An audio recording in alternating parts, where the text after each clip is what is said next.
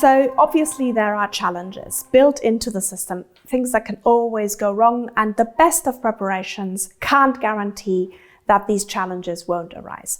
I think the trick is for me to explain to students that this is nothing to panic about, that they are in a learning situation, and that if things go wrong, they're not alone.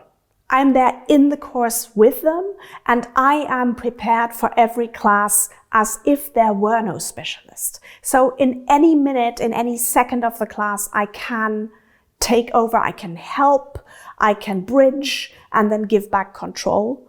Although that in itself can be one challenge, and I have to talk about that in a minute. But let's go through the different things, the different problems that can arise. So first problem, the specialist is badly prepared.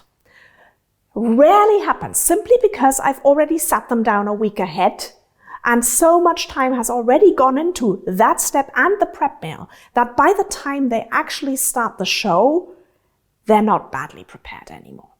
So I think this beginning before the beginning actually almost does away with the problem of a badly prepared specialist, which is something that you do get with a student presentation. That sometimes the person who's supposed to do it is it's awful. So that doesn't happen simply because of the model.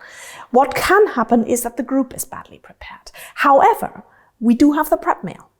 So it's difficult to really, especially in small groups, you know you're going to be exposed if you are badly prepared. So people tend to avoid this situation. And generally, I have to say, my students, if they are badly prepared, there is usually a very good reason for it.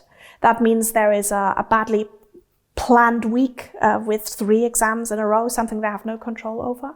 Of course, sometimes people have maybe not read all 3 texts. I tell my students in the prep mail, give options to your colleagues. Yeah, maybe even split the group in the prep mail. Say, names from A to M. Make sure you read text 1 if you don't have time for the whole reading. Names from N to Z.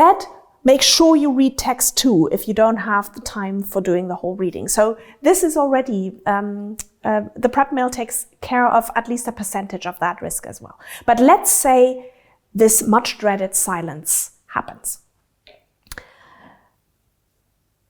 My specialists know to reformulate a question, to break a question into baby steps, and then maybe to throw something in. It's like, if that really happens, help them some way. Give them a bit, give them an idea. Don't give them a whole answer, but give them an idea. And usually that will trigger something. If that also doesn't work, then I step in. Because I neither want my specialists to suffer unduly. I mean, they have to suffer a little bit, you know. Suffering is good in a certain degree, but it shouldn't be traumatic, obviously. So then I step in and I help by maybe adding a perspective or reminding people of something we've already covered, or giving them a piece of information that might help. Or formulating the question on a different level. Sometimes, and this is the second challenge, it's actually a rather common one. Sometimes specialists are so scared that no one will say anything that they make the questions super easy, and that backfires really often. Because if the question is too simple, you can really see it in people's faces. Think, it can't possibly be as easy as that. I must not understand what my specialists want because that is too easy.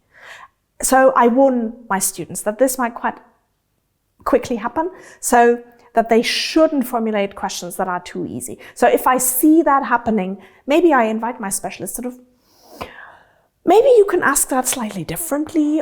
And if nothing happens, again, I step in. The other problem is that the question is not clearly formulated.